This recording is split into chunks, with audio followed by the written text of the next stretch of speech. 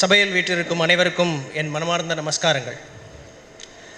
இந்த சபையை மிகப்பெரிய அரசபையாக தான் நான் கருதுகிறேன். மிகப்பெரிய ராஜாங்கத்தை கொண்டாடும் ஒரு விழாவாகத்தான் என்னால் இதை பார்க்க முடிகிறது. அரசவை சக்கரவர்த்தியாக எழுத்து சித்தர் பாலகுமாரன் ஐயா அவர்கள்.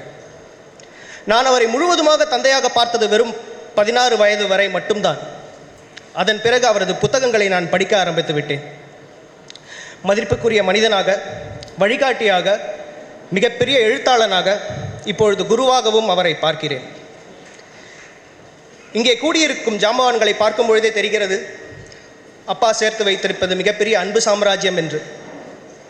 வெறும் ஒற்றை வரி டெலிஃபோன், வீடு தேடி அழைக்கப்பட்டவரும் சரி, அழைக்க மருந்து விசாரித்து வந்தவர்களும் சரி, எனது மனமார்ந்த நன்றிகள். உங்கள் வருகை எங்களுக்கும் என் ஐயனுக்கும் மிகப்பெரிய கௌரவம்.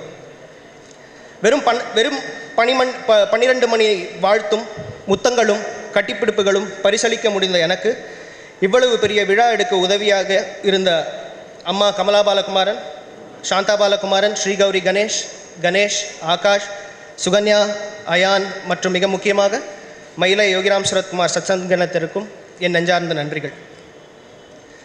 பாரதிய ஜனதா கட்சியின் தமிழக தலைவர், பொற்றாமரை என்கிற அற்புதமான இலக்கிய கூட்டத்தை மாதம் தவறாமல் நடத்தி வருபவர், எங்கள் தந்தை வியந்து போற்றும் அப்பழுக்கற்ற அரசியல்வாதி, இந்து மத காவலர், தமிழையும் தேசத்தையும் 2 கண்களாக கொண்டவர் ஐயா எலா கணேசன் அவர்களை வருக வருக என வரவேற்கிறேன். சொல்லின் செல்வர், சிவஞான செம்மல், தேனருவை பேச்சாளர், தமிழ் என்னும் செங்கோல் ஏந்திய மாமனிதர், மதத்தை தாண்டி மனிதனை நேசிக்கும் புதிய உபன்யாசகர், மாமன்னன் ராஜராஜனின் சேனாதிபதியான சோநாட்டு வெண்ணாட்டு அனிருத்த பிரம்மராயரை எங்களுக்கு ஞாபகப்படுத்துபவர்,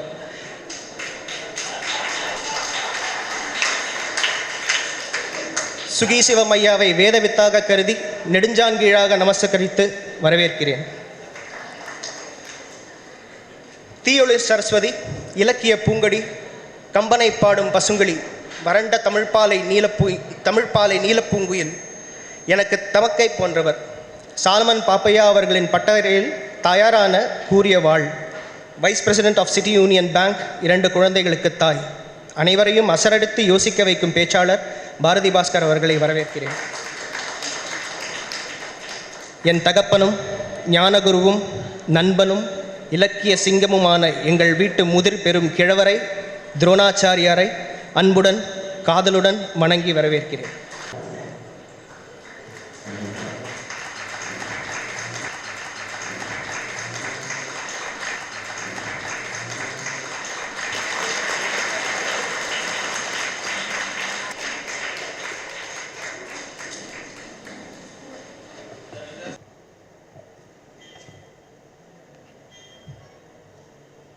योगीराम सुकुमार, योगीराम सुकुमार, योगीराम सुकुमार, जय गुरुराया.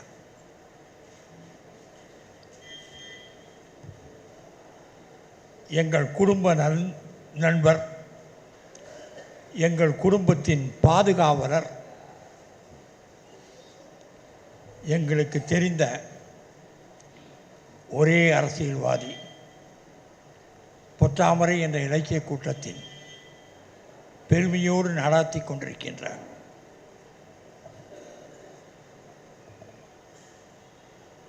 ஸ்ரீமான் இல கணேசன் அவர்களே,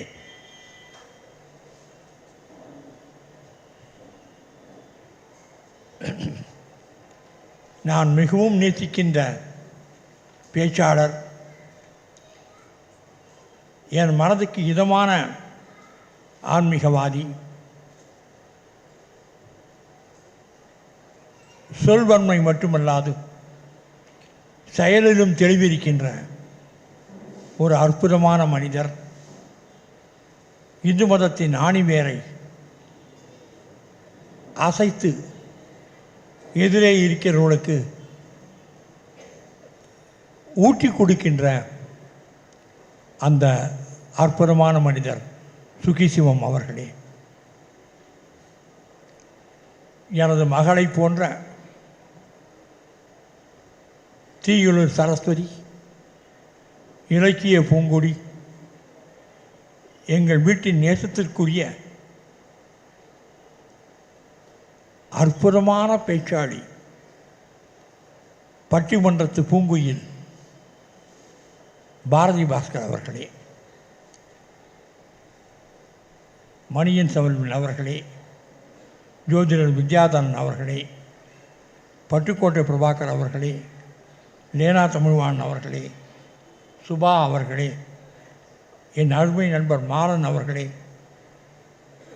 நான் விரும்புகின்ற செய்தி வாசிப்பாளர்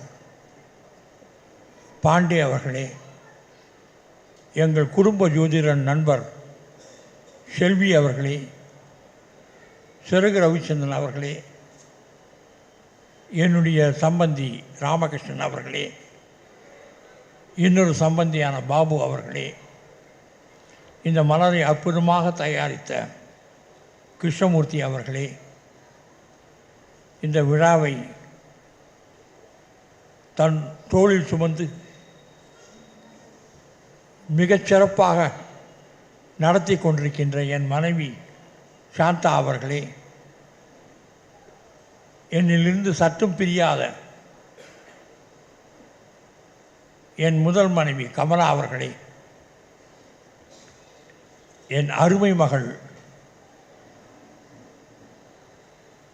சாக்த உபாசகி ஸ்ரீகௌரி அவர்களே, நாளைய மிகச்சிறந்த இயக்குநராக போகும் என்னுடைய மகன் சூர்யா பாலகுமாரன் அவர்களே, இவர்கள் அனைவருக்கும் என் சிரம் தாழ்ந்த நன்றி அறிதலை சொல்லிக் கொள்கிறேன்.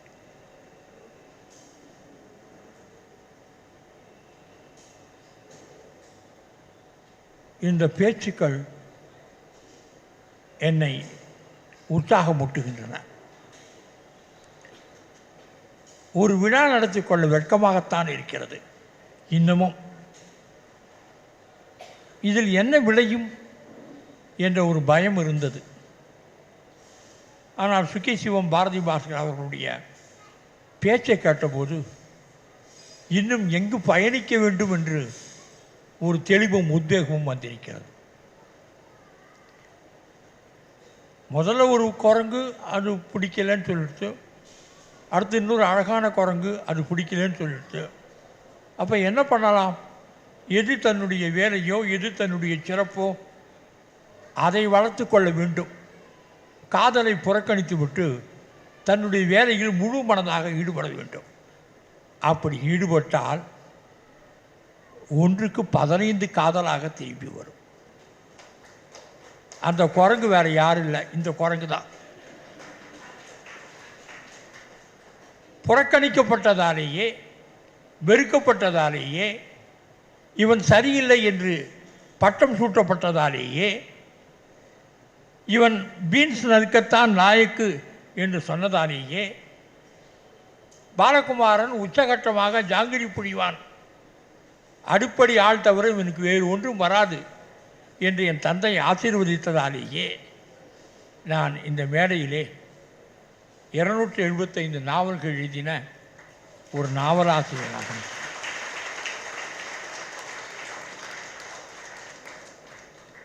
பாரதி பாஸ்கர் அவர்களே, நான் காதல் பற்றி கூட அதிகம் சொன்னதில்லை. எவனெல்லாம் அவமானப்பட்டானோ, எவனெல்லாம் அசிங்கப்பட்டானோ அவனையெல்லாம் எழுந்து எழுந்து ஓடு ஓடு, உன்னை போல் நானும் அவமானப்பட்டிருக்கிறேன், நான் முன்னேறிவிட்டேன், உன்னாலும் முடியும். காதலால் அவமானப்பட்டாயா, பெற்ற தந்தையால் தாயால் உறவினர்களால் நண்பர்களால் அவமானப்பட்டாயா, அது பற்றி கவலை இல்லை. எவர் அவமானப்படுத்தினாரோ அவர் உன் காலில் விழுந்து தொழ வேண்டும் என்கிற நிலையை நீ அடைய வேண்டும் என்ற உத்வேகத்தை தான் நான் திரும்ப திரும்ப சொல்லியிருக்கிறேன். ஆனாலும் இன்றைய இளைஞர்களுக்கு காதலிக்க தெரியவில்லை என்று நீங்கள் சொன்னது 100க்கு 100 உண்மை.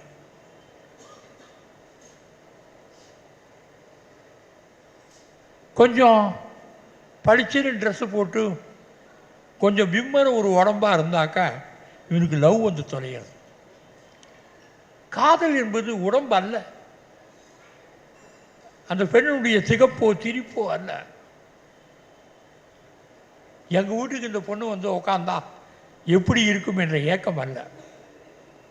அந்த இடத்திற்கு வர என்னதை உயர்த்தி கொள்ள வேண்டும், என்னை எந்த இடத்திலே நிறுத்தி கொள்ள வேண்டும் என்று ஒருவன் யோசித்திருந்தால் 1க்கு 3 கிடைத்திருக்கும். நீ போய் சூஸ் பண்ணிக்கலாம், இவ வேணும்னு. உன்னை உயர்த்தி கொள்ள தெரியாது என்பதால் தான் வாழை மரம் வெட்டுகின்ற அறிவாளை இங்கு பிரயோகம் செய்து விட்டாய், கொலை அறுத்து விட்டாய். உனக்கு ஜெயிக்க தெரியவில்லை. பல பேர் தோற்ற பரம்பரையா, அல்லது உனக்கு ஜெயிப்பதை பற்றி யாரும் சொல்லித்தரவில்லையா? ஏன் இந்த அடாத செயலை செய்தாய் என்று தெரியவில்லை. 2 குழந்தைகளின் பெண் குழந்தைகளின் தாய் எனக்கு பதறுகிறது என்கிறார். என் பெண் குழந்தையை நல்லபடி திருமணம் செய்து கொடுத்து விட்டேன். என் மகனுக்கும் திருமணம் முடித்து விட்டது. எனக்கும் பதறுகிறது பாரதி. நான் என் மனைவியிடம் நேற்றும் சொன்னேன், என்னால் சரியாக தூங்க முடியவில்லை. அந்த பெண்ணை நினைத்தால் என்னால் தூங்க முடியவில்லை. நுங்கம்பாக்கத்தில் குத்துப்பட்டு செத்த பெண்ணை நினைத்தால் எனக்கு சாப்பிட முடியவில்லை என்று வருத்தப்பட்டேன். நீங்கள் சொல்வது எனக்கு புரிகிறது. வெகு நிச்சயமாக நீங்கள் சொன்னபடி காதல் என்றால் என்ன, காதல் என்பதை எப்படி கையகப்படுத்த வேண்டும், எப்படி வெற்றி பெற வேண்டும் என்பதை மறுபடியும் நான் சொல்வேன்.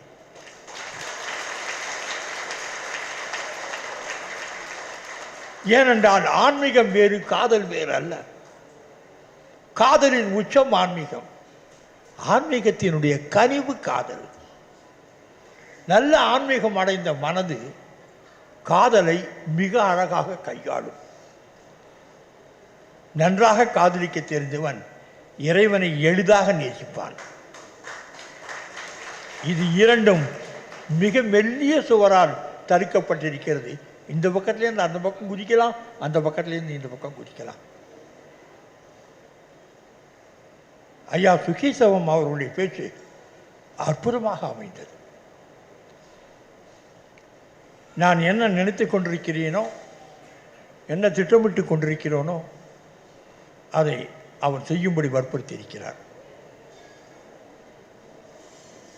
அந்த மாதிரி ஒரு தெளிவான மனிதர்களிடமிருந்து பாராட்டு பெறுவது என்பது மிக கடினம்.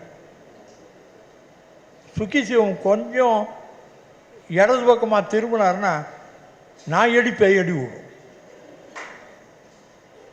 நான் எங்கேயும் ஒரு 2 அடி வாங்குவேன்னு நினச்சேன். ஏதோ ஒரு கருணையினால் என்னை விட்டு விட்டார் என்று நினைக்கிறேன். ஆனாலும் அவருடைய சிந்தனைக்கு இணையான சிந்தனையாக, அவர் பேச்சை ஆதரிக்கின்ற ஒரு எழுத்தாளனாக நான் இருக்கிறேன் என்ற கனிவில் அவர் என்னை பாராட்டி இருக்கிறார். அவருக்கு என் சிரம் தாழ்ந்த நண்பர்கள். இலகணேசன் அவர்களை அண்ணான்னு கூப்பிட்றதா, ஐயான்னு கூப்பிட்றதா, சார்னு கூப்பிட்றதா நான் தவிச்சிருக்கேன்.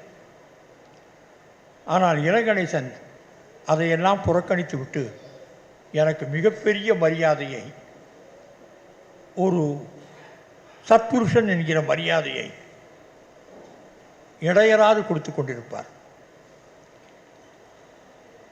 எங்கள் வீட்டில் ஒரு நல்லது நடக்கணும்னா முதல் விருந்தாளி, முதல் பத்திரிக்கை கணேசருக்குத்தான், இந்த இலகணேசருக்குத்தான்.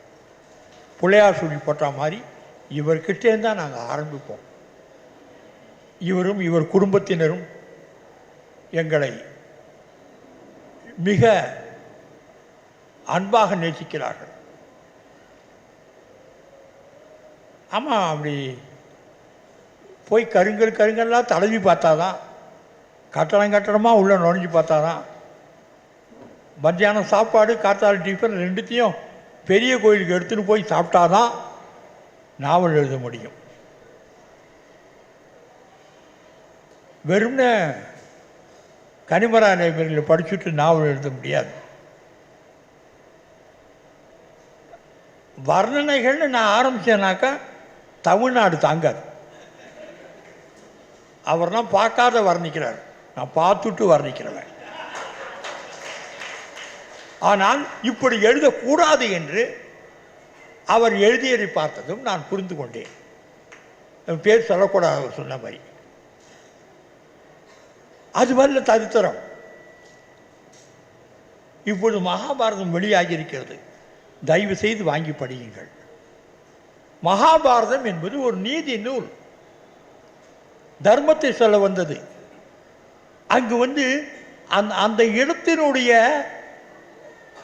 சுகம் சூழல் அந்த நேரத்தில் எப்படி இருந்தது அந்த ஊர் என்கிற வர்ணனையை விட இவர்கள் 2 பேரும் பேசுவது, அந்த கேரக்டர்கள் 2 பேரும் பேசுவது.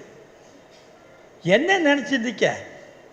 நீ சாது ஆயிட்டியா, சன்னியாசி ஆயிட்டியா, இதுக்கு பழி வாங்க மாட்டியா, தரன்னு தலைமையில் பிடிச்சி நடுவித்த கூடத்தில் கூட்டிட்டு போனான். தரையெல்லாம் ரத்தம்டா, அது என் உடம்பு வயிற்றுலேருந்து வர ரத்தம். இத்தனை அசிங்கப்படுத்த முடியுமா ஒரு ஒரு பொண்ணை? அதுவும் கூட பிறந்தவன். கையை கட்டின்னு 5 பேர் உட்காந்துருக்க, முடிச்சு போச்சா? அப்போ ஏதோ ஒரு தர்மத்தை கட்டுப்பட்டுருக்கலாம். இப்போ சொல்லு, என்ன பண்ண போற? இந்த வேகத்தை என்னுடைய எழுத்தில் கொண்டு வராது, என்னுடைய வசனத்தில் கொண்டு வராது. வேறு எதை இங்கு வர்ணித்து எழுத முடியும்? காற்றையா, கடலையா, ஆறையா, மரத்தையா? இல்லை, அந்த பெண்ணுடைய தகிப்பை எழுத வேண்டும். இதை யோசித்து தீர்மானமாக்கி என் சத்சங்க நண்பர்களோடு பேசி பழகி அவர்களோடு விவாதித்தேன். நல்ல குடும்பம் எனக்கு கிடைச்சிருக்கு. 2 அருமையான மனைவிகள். தினம் நமஸ்காரம் பண்ணோம். அப்படிப்பட்ட நமஸ்காரம். அதைவிட அற்புதம் எனக்கு கிடைத்த சத்சங்கம். கிட்டத்தட்ட ஒரு 200 குடும்பங்கள் எனக்கு நெருக்கமாக இருக்கின்றன. அதில் மிக நெருக்கமாக ஒரு 25 குடும்பங்கள் இருக்கின்றன. பாக்யலட்சுமி சேகர் இல்லாது என் எழுத்து இல்லை. சம்பத்லட்சுமி இல்லாது என்னை உற்சாகப்படுத்துவர் யாரும் இல்லை. சௌமியா இல்லாது எனக்கு நேரத்துக்கு சட்டையும் வேட்டியும் பார்த்து பார்த்து எடுத்து வைக்கிற ஆட்கள் இல்லை. அந்த சத்சங்கம் என்னை ஒரு குழந்தையைப் போல கவனித்துக் கொண்டிருக்கிறது. இதை நான் பெருமையோடு சொல்லிக் கொள்கிறேன். பாலகுமாரனோடு பழகிறது கஷ்டம். நிறைய பேருக்கு ஆசை இருக்குது. ஐயோ, எங்களுக்கு இந்த வாய்ப்பு இல்லையே, நாங்கள் உட்கார்ந்து இல்லையே, நாங்கள் உங்களோட ஃப்ளைட்டில் வரலையே. இல்லை, ரொம்ப ரொம்ப கஷ்டம் என் கூட இருக்குது. ஆனால் இந்த சத்சங்க நண்பர்கள் என்னை பொறுத்து கொண்டு என்னுடைய மேன்மைக்கு மிகவும் உதவி செய்கிறார்கள். டாக்டர் மகேஷ்பதியும் அவருடைய மனைவியும் அவருடைய குழந்தையும் எங்களை உற்சாகப்படுத்துகிறார்கள். இந்த மொத்த அரேஞ்ச்மெண்ட்டும் டாக்டர் மகேஷ்பதி என்ன கொண்டாடுறது. அதே போல் எனக்கு உதவியாளராக இருந்த கிருஷ்ணமூர்த்தி எத்தனை இரவுகள் கண்பிடித்து இந்த மலரை தயாரித்திருக்கிறார். இப்படி ஒரு சைஸில் மலர் வரும்னு நான் நினைக்கல, நான் விரும்பலை. 120 பக்கம் 150 பக்கம் நினச்சேன். இந்த மலர் இவ்வளவு பெரிதாக வந்திருக்கிறது என்றால் அது கிருஷ்ணமூர்த்தியினுடைய ஆசை. லைஃப் டைமில் ஒரு தடவை இதை நீ கொண்டே வந்தாகணும், என்ன ஆனாலும் பரவாயில்ல என்று இரவு பகலாக உழைத்த அந்த நண்பருக்கு நான் என்னுடைய மரியாதையும் வணக்கத்தையும் தெரிவிக்கிறேன். நண்பர்களே, இந்த நேரத்தில் என் குருவை நான் நினைத்துக் கொள்கிறேன். டாக்டர் ராதிகா பாலகிருஷ்ணன் எழுதினாங்க, நிறைய தடவை செத்து போயிருக்கணும், நீ ஏன் பொழைச்சேன்னு தெரியல. ஆமாம், ஒரு 6 தடவை நான் செத்து போயிருக்கணும். 6 முறையும் நான் பிழைத்து கொண்டேன். டாக்டர்கள் பக்கத்தில் வந்து வெள்ளை பேப்பர்லேயும் பாண்ட் பேப்பர்லேயும் கையெழுத்து வாங்கிக்கோங்க, எல்லா செக்கிலையும் கையெழுத்து வாங்கிக்கோங்க சொல்லி நான் அத்தனையும் கையெழுத்து போட்டு என் மனைவி இன்னும் பத்திரமாக அதை வைத்து கொண்டிருக்கிறார். முடிஞ்சு போச்சு கதை என்று சொல்லி நாளைக்கு இருக்க மாட்டார் என்று தான் டாக்டர்கள் என் காது கூட சொன்னார்கள். நான் என் குருவிடம் கேட்டேன், உண்மையா இதோடு முடிந்து போயிட்டா? நான் ராமாயணம் மகாபாரதம் கிருஷ்ணாவதாரம் முடிக்க வேண்டாமா? நான் எழுத வேண்டாமா? சொல்லுங்கள் என்று சொல்ல சில வினாடிகள் பொறுத்து, இல்லை இரு, இல்லை இரு என்ற ஒரு சொல் வந்தது. உங்க ஆக்சிஜன் மாஸ்கை பிடுங்கி வெளியே போட்டேன். நர்ஸு கத்துறாங்க, சாந்தா கத்துறாங்க, எல்லாரும் கத்துறாங்க. நோ, இனிமேல் ஆக்சிஜன் வேண்டாம். எழுந்து பின்பக்கம் போய் முகத்தை அலம்பிண்டு வந்து மூச்சு சாதாரணமாக இயங்க ஆரம்பித்தார். திரு செல்வி அவர்கள் ஒரு விஷயம் அழகாக இந்த மலரிலே மிக அற்புதமாக எழுதியிருக்கிறார்கள். அவன் ஞானவான், புரிஞ்சு எழுதியிருக்கார். பாலகுமாரன் தன்னுடைய வாசகர்களை என்னிடம் அனுப்புவார். நான் ஒரு ஜோசியன் என்று ஊரறிந்த உண்மை. அவரிடம் போய் அவர்கள் வந்ததும் நான் அவர்களுக்கு எதிர்காலம் பற்றி சொல்லி பரிகாரமும் சொல்வேன். இதைத்தான் ஐயாவும் சொன்னார் அப்படின்னு சொல்லிட்டு போவாங்க. அவர் ஒரு வெள்ளையில் இறங்குகிறார். அந்த வெண்மையில் இறங்குகிறவர்களுக்கு இறை தரிசனம் கிடைக்கும். அந்த இறை தரிசனம் உள்ளவர்கள் சொன்னது பலிக்கும் என்று தன்னுடைய கட்டுரையை குறிப்பிட்டிருப்பார். இது உண்மை. இந்த லட்சணம், இந்த பலம் எனக்கு யோகிராம் சுரத்குமாரால் ஊட்டப்பட்டது. என்ன வேண்டும் உனக்கு பாலகுமாரா என்று கேட்டபோது, என்னால் புகழும் பணமும் சம்பாதித்து கொள்ள முடியும் பை ஹார்ட் ஒர்க். ஆனால் கடவுள் இருக்கிறாரா எனக்கு தெரியாது, அதை தயவு செய்து உணர்த்த வேண்டும் என்று என் முன்னால் இருக்கின்ற பெரிய கேள்வி அதுதான். இதோ பார் என்று காண்பித்தார். அன்றைக்கு பார்த்த கடவுள் இன்றைக்கும் உள்ளத்தில் தெளிவாக அமர்ந்திருக்கிறது. சாரு நிவேதிதா வந்து கேட்குறார், இது மாதிரி எனக்கு ஏதாவது சொல்லப்படாதா? இல்லை, நீ ரொம்ப உயர்த்து இருக்க நிவேதிதா, உனக்கு நான் சொல்ல முடியாது. ஆனால் சாரு நிவேதத்துக்கு வேறு யாரோ சொல்வார்கள். அது சொல்வார்கள், என்ன சொல்வார்கள், எப்போது சொல்வார்கள் என்பது எனக்கு தெரிகிறது. இங்கிருந்து வந்த அத்தனை பேருக்கும் என் அன்பான தடவலை உங்களிடம் அனுப்புகிறேன். உங்களை உச்சி முகர்கிறேன், நெஞ்சோடு அணைத்துக் கொள்கிறேன், உங்கள் காதை வருடுகிறேன், உங்கள் நெஞ்சில் அடிக்கிறேன், முதுகை தடவுகிறேன். இவை அனைத்தும் உங்களை உற்சாகப்படுத்தும், உத்வேகப்படுத்தும். குண்டலினி எழுந்தால் ஒழிய உங்களை அறிய முடியாது. உங்களை அறிய முடியாமல் இறைவனை தெரிய முடியாது. இறைவனை தெரியாமல் இங்கு இருப்பது வீண், வெறும் குப்பை வாழ்க்கை. இங்கு நீங்கள் பிறந்ததே இறை என்பதை, நான் என்பதை அறிந்து கொள்ளத்தான். இதை நீங்கள் அனைவரும் உணர வேண்டும் என்று சொல்லி வந்திருந்த அத்தனை பேருக்கும் என்னுடைய வணக்கத்தை சொல்லி உங்களிடமிருந்து விடைபெறுகிறேன். வணக்கம். வாழ்க்கையிலே மொத்தம் 8 கட்டங்களாக பிரிக்கலாம். ஆனால் பாலகுமாரன் அவர்களது வாழ்க்கையை நான் 2ஆக பிரிக்கிறேன் என்றெல்லாம் தொடக்கத்தில் தொடக்க உரையிலே அல்லது வரவேற்பு உரையிலே சொன்னார்கள்.